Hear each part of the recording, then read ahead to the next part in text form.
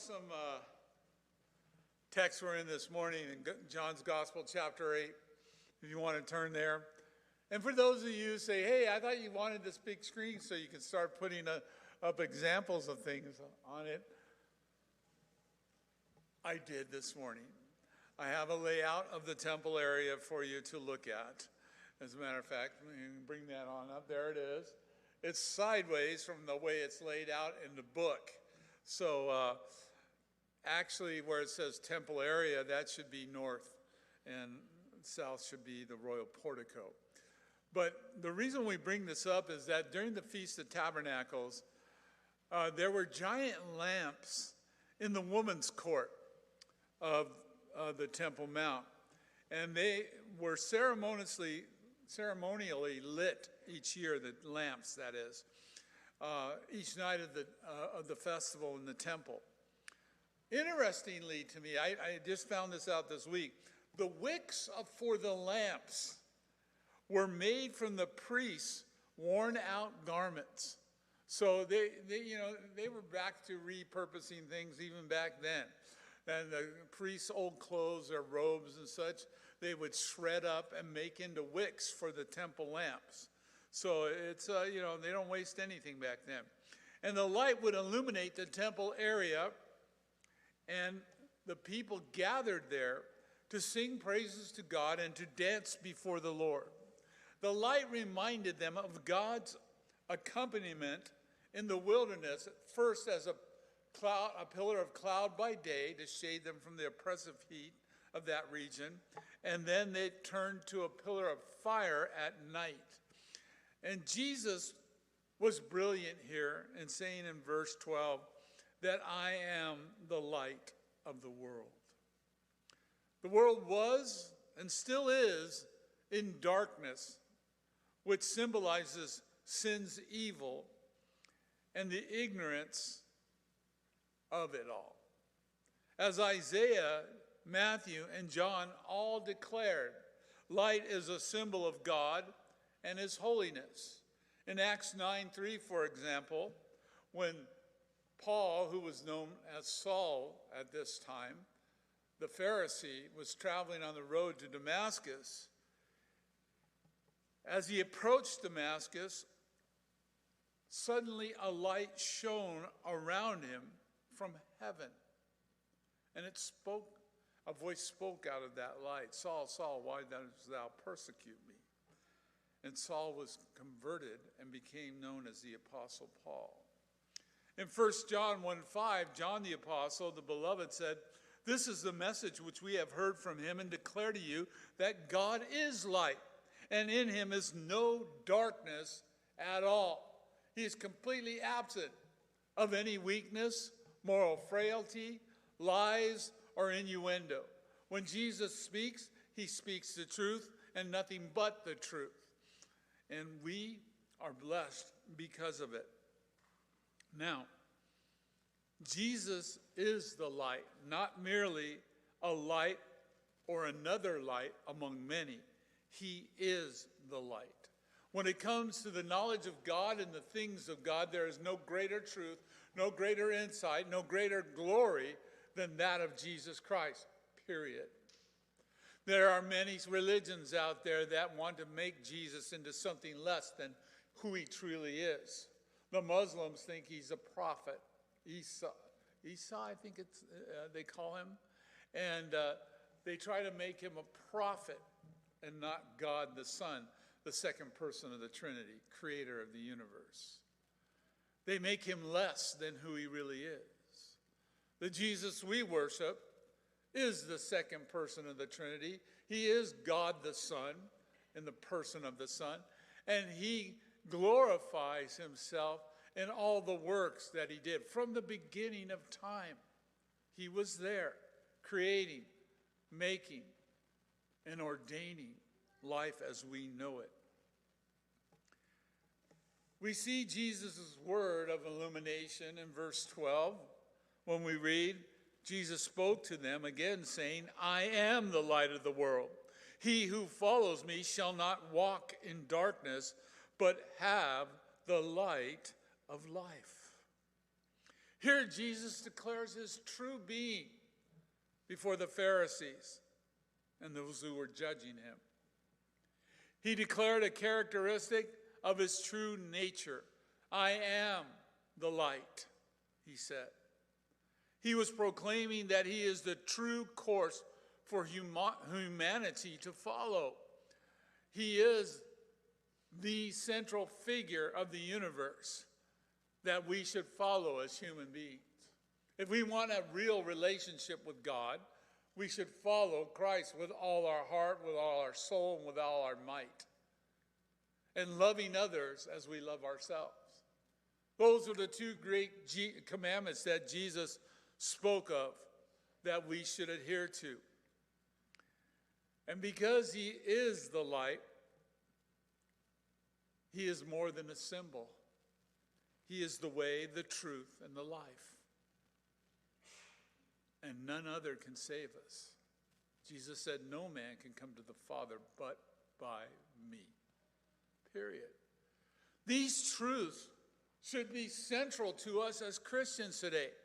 It should be the reason for our being and the reason why we speak. It should be the reason behind the force of our lives, the strength of our lives, and the direction of our lives. It's the power to guide us into righteousness and truth. It's the power to keep us alive as lovers of God, lovers of our spouses, lovers of our children, and lovers of our neighbors. If we're truly going to love them in a way that brings about change and effect for this world, then Jesus Christ needs to be the center of it all. Nothing less than Jesus. It's always been about Jesus and will always be about Jesus. Again, back in the early church, there was a group called the Gnostics. They believed in higher relativism. And they said that Jesus was not a man, but merely a ghost, a spirit being that occupied a human body and taught truth in the things of God, that God would never crucify himself. And they made things like this seem sensible to a great gathering of people. They were from the region of Alexandria in Egypt. Alexandria was home of the greatest library in the world at that time. And so a lot of knowledge and insight and intellectualism was found in that region of the world. And so they were given a lot of credit because of it. But they were liars, and they did not tell the truth about who Jesus is and what his mission was when he was on the earth and what effect it has even to this day.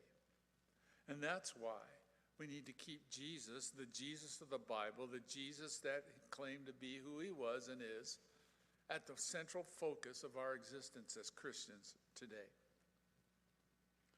Not only that, but there was a blessing of following Jesus. He said in verse 12, he who follows me shall not walk in darkness, but have the light of life. Darkness is deceitful. It shadows things. It hides things. It makes false illusions to us at times. We could have swore we saw something, but then as we approach it and it comes into the light, we realize, oh, that wasn't it at all. Well, it was just a stupid lampstand. I thought it was some creature or, some other things that we think we see when we can only see partially because of darkness. In our spiritual life, darkness keeps us from knowing the truth, the central matter of things. And so we believe lies. We believe innuendos. We believe stories. We believe ridiculous claims by people at times. A few years ago, about 10 years ago, there was a big deal about believers' skin turning to gold. And there was this evangelist who was saying how, your teeth can be turned to gold, your skin can have golden flakes upon it, and all this issue about who cares about gold? It's a material object. And because it is material, it won't go anywhere besides this planet. And when we die and go to heaven, it ain't going with us. Not even the gold fillings in your teeth, your crowns. My wife had a joke. Some women love diamonds, other women love crowns. And, because she was speaking about her teeth, and all the crowns that she had. But it's a fabrication. It's a lie. And people buy into it because they want to hope for something greater than the normal. Something greater than who we are. We look in the mirror and we go, ugh. I look in the mirror now and I see my dad. And my dad in his older golden ages, And I think to myself, oh my gosh, what's happened to me? 70 years of life has happened to me. And I'm getting old and tired. People tell me I look tired. You look tired. Well, you look stupid. No, I'm just kidding. I don't say that. I want to, but I don't. No, I'm just kidding. I have droopy eyes. I can't help it. I've had these for years now, and they're getting droopier because your skin starts to sag. Your sin sags too, but and so they're talking about giving me an eyelid lift. When I go see the optometrist this year, I talk to him about it because I see things that aren't really there. Because my eyelashes are down in my eyes now, and I see things moving. What was that? What? And I'm jumping around all the time, like, what's that? What's that? What's that? And it's my stupid eyelids and my eyelashes. That's all it is. But it's deceiving. And that's what darkness does. It comes in and shadows things. It colors things in different hues that you think might be acceptable or okay to God when it's still sin. And it will separate you from God. And we need to be careful of these things.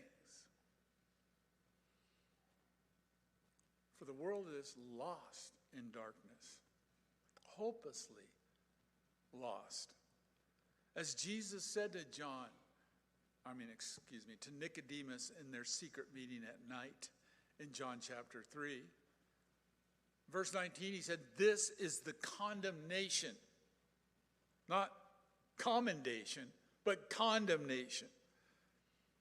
The light has come into the world, but men love darkness rather than light. And their deeds are evil. And all who practice evil hates the life and does not come to it, lest his deeds be exposed, that they are indeed evil. We want to pat ourselves on the back and say, we're really good people, You roll down your window, you give the guy a $5 on the road that's begging for money, and you say, I know he's going to drink it, but so what? At least I did my good deed for today, and we think we're being good people that way. No, we're furthering their wickedness and their sin in their lives, It kills me when I see young men at the side of the freeway off-ramps begging money, thinking these guys are young and healthy, and they could work. They can make a living. They might even stumble into a career while doing it. Find out that, hey, I'm pretty good with a paintbrush or a sprayer. I think I'll become a painter. I could probably make some money doing this. And they can if they put some energy and effort behind it. But no, they want to beg for money so that they can drink it or snort it or smoke it or whatever they do with it today. And they make their wasted lives that much more wasted. Don't contribute to those things. Don't fall prey to the deception that you're being good when you're participating in someone else's sin. Now, this present darkness that we live in today wars against the light of Christ. As Paul warned the Ephesians in Ephesians 6:12, we do not wrestle against flesh and blood. Our war is not with fellow man, but against governing rulers, against authorities, against those ruling the darkness of this age, Satan and his minions, against spiritual wickedness in the heavenlies. That's who our warfare is against, and who is against us, by the way.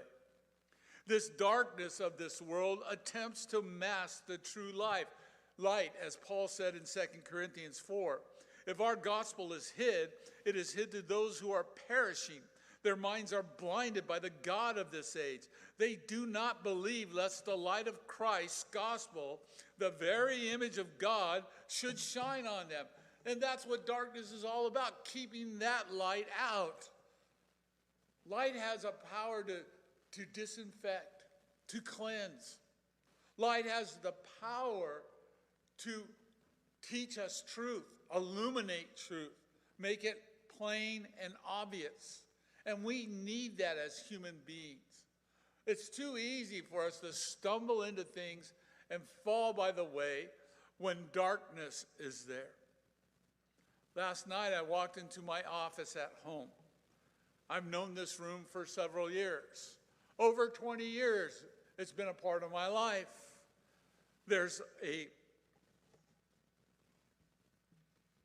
poses as a table, like a leather-covered table, but it folds out into a twin bed. So when our granddaughters come over, or they could sleep on that, and I don't have to get kicked out of my bed, because that's what happens. The littlest one, Darcy May, comes over and says, "Let's kick Grandpa out, Grandma, so we can have this bed." No. But anyway, it's been there for months now on end, and I walked right into it last night, and there was even a light on. And I still walked, and man, it caught me just right where on the shin bone and just busted it open. There was some blood and stuff, and I'm like, how could I be so stupid to walk into that? But that's what we do. We stumble into things that are bad for us, harmful, even destructive, and we justify it. We rationalize it. We think to ourselves, well, it's not so bad. I just do it to, have some comfort or this or that. And that's why people make excuses to put in their bodies and stuff substance that can ultimately destroy them. It starts with a glass of wine with dinner. And the next thing you know, you're polishing off the bottle each night. And you move on to hard booze, the whiskeys, the gin, these types of things. Because you can make a really nice martini or a margarita. And hey, it's fun. Strawberry margaritas, oh yeah, they're great. That little salty around the rim, oh, tasty, I remember the first time as a young boy I tasted alcohol. I wanted to spit it out. It was gross. And it hasn't changed. It's still nasty tasting stuff. But we find ways around it to sweeten it up and butter it up and make it acceptable. But what does it do to us? It destroys brain cells. It affects our nervous system. It affects our ability to walk and to be coordinated, to operate vehicles. And if left in our systems long enough, it starts to destroy our organs, our kidneys, our liver, our brains. All of these things are a result of just having a drink. I'm not hurting anybody. Everybody does it. Yes, America is one of the top consumers of alcohol in the world, and we're not even the largest nation, far shot from being the largest nation. But that's how sin creeps in and takes a hold of your life. The world is at war against Christianity. And we have to be blind not to see it today. They always name Christians in the news. The church is always being attacked by other religions. And this is the war that we fight against. False believers lie to true believers and try to deceive them into following their ways. Then lukewarm believers, or barely believers, are blinded by the world's darkness, thinking it won't harm them. But they believe this to their own destruction. They are playing with their eternal destinies. Jesus warned his disciples in John 12, "A little while longer the light is with you. And while you have the light, lest darkness overtake you, he who walks in darkness does not know where he's going. Believe in the light that you may become sons of the light." There's Jesus' emphasis. There's Jesus' instruction. There's Jesus pouring out his soul to us. Jesus said, "Today is the day of salvation. The night is coming when none will be able to work." We're nearing that time. We're nearing that time. Now's the time for all to believe in Jesus. And we must tell the world this truth unashamedly. We see the rejecting of the true light in verse 13. The Pharisees therefore said to him, "You bear witness of yourself," or "You're alone in your argument. Your witness is not true." They said this because in Deuteronomy it says that the witness of two or more a thing is established. They're looking at man's laws and not God's. Jesus answered and said to them, verse 14, "Even if I bear witness of myself or alone, my witness is true. For I know where I came from and where I'm going. But you do not know where I come from and where I'm going. You judge according to the flesh.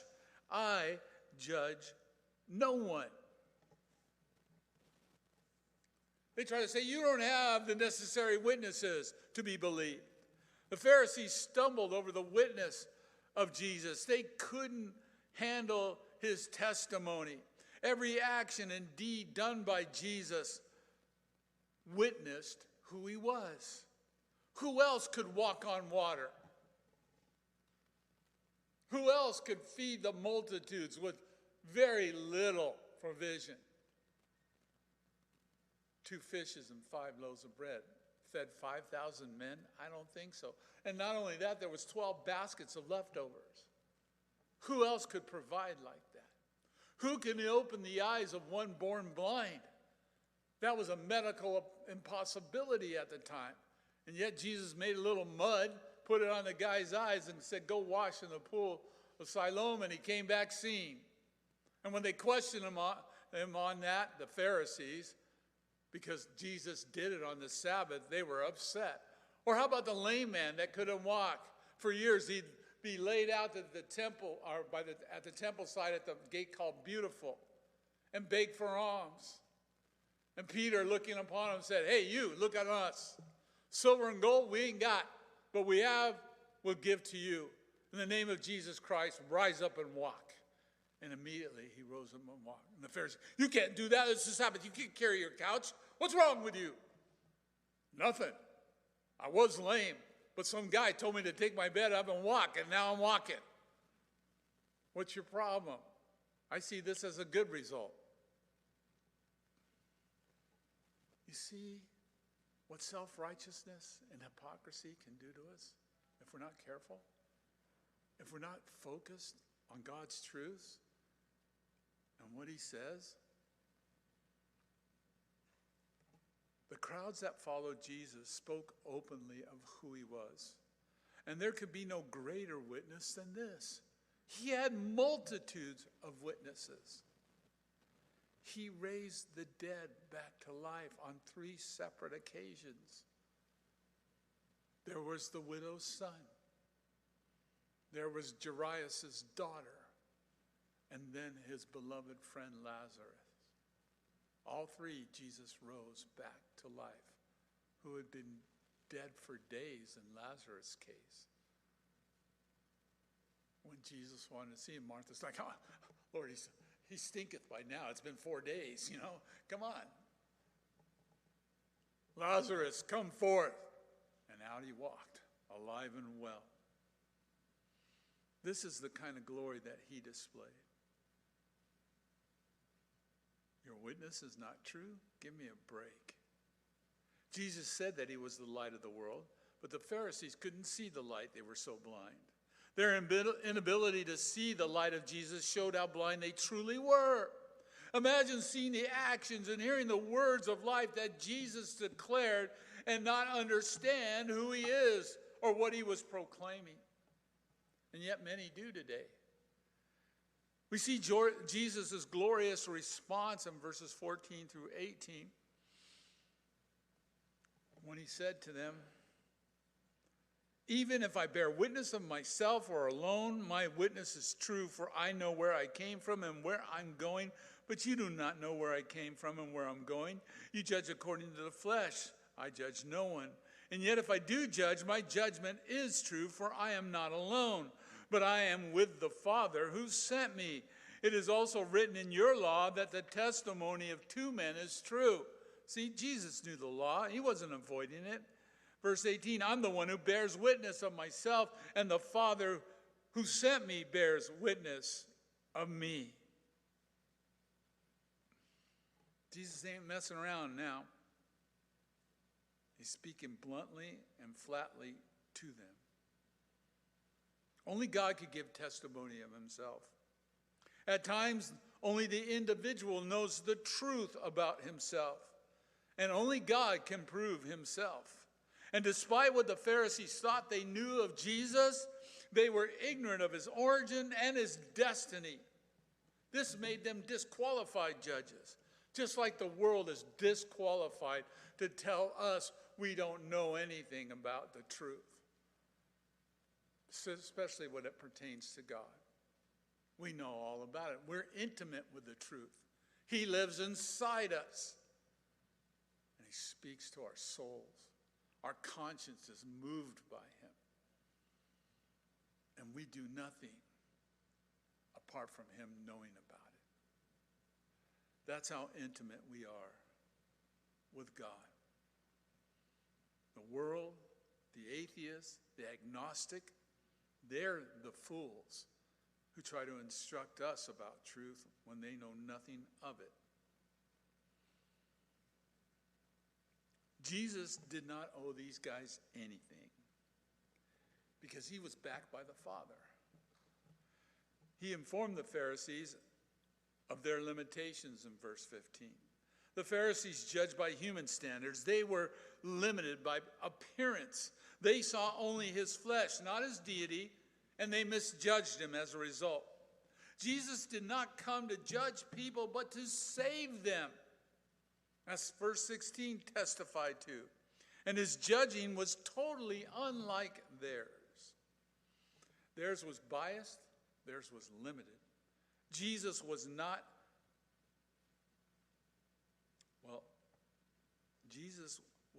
limited due to his oneness with the Father. And his witness was not alone. He spoke with a divine authority because he was in communion with the Father, and the Father sent him to the earth. For God so loved the world that he gave. It was all part of God's plan, and the Father spoke to the Son, and the Son was in agreement with him. When Jesus does judge in the future, it will be by the Father's will against the evil of this age. And at that time, when Jesus comes to earth the second time, the world will be terrified. Every eye will see him as lightning flashes from the east to the west, the Bible declares. And when he returns in power and glory, we will see that he is the judgment of God, because his robe will be dipped in blood from the fierceness of the winepress of judgment of God that he tramples. And he will come against this world in fury and in power, and the armies of the world could do nothing to stop him. That's the God we serve. That's what he does for us. He saved us from that wrath, and he will save us from the world's condemnation. And then finally, Jesus referred to the witness of the law in verse 17. To establish a truth, like I said, required two witnesses. In Jesus' case, only God could authenticate him. God the Son and God the Father are the required two witnesses, period. The Father sent Jesus, validating him by the signs and miracles he performed, as I spoke of earlier. And Jesus attested to this truth when he healed the man born blind. And still the Pharisees refused to believe in him. After Jesus healed the blind man, he was asked in John 10:32, and he said, I have shown you many good works from the Father. For which of these works are you stoning me? They wanted to kill him for healing, for raising the dead back to life, for feeding the multitudes, for opening the eyes of blind people. What? Jesus said. Which of these are you stoning me for? None of those, but that you said you are the Father are one. He can't deny himself. And then finally they question his authority. Verses 19 and 20. They said to him, where is your father? They thought, referencing Joseph. And Jesus answered, you know neither me nor my Father. If you had known me, you would have known my Father also. These words Jesus spoke in the treasury.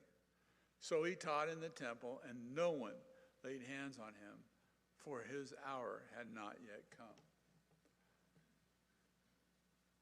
As we showed on the illustration in the beginning, the treasury area was also known as the court of the women. This area was one of the closest spots you could get to the holy place and the Holy of Holies. It is where Jesus rightfully belonged, where he could minister the truth regarding who he is and what he does. Jesus' teaching on God as his Father was unique, and it puzzled the Jews. The Pharisees were taken back by his familiar way of talking about the Father and his relationship with him. The Pharisees asked him, where is your Father? Was he talking about God, or, as they supposed, his human father? Their ignorance of Jesus revealed their ignorance of God. For Jesus is the revelation of the Father. In John 14, verses 8 and 9, or 8 and 10 and 11, the Lord said, or Philip said and asked the Lord, show us the Father, and that's enough for us. Jesus said to him, don't you believe that I am in the Father, and the Father's in me? The words I speak to you, I do not speak on my own. The Father who lives in me does his works. Believe me that I am in the Father, and the Father is in me. Otherwise, believe because of the works themselves. Hey guys, this stuff is obvious. And then John spoke about the timing, and he gave insight to Jesus' location at the temple.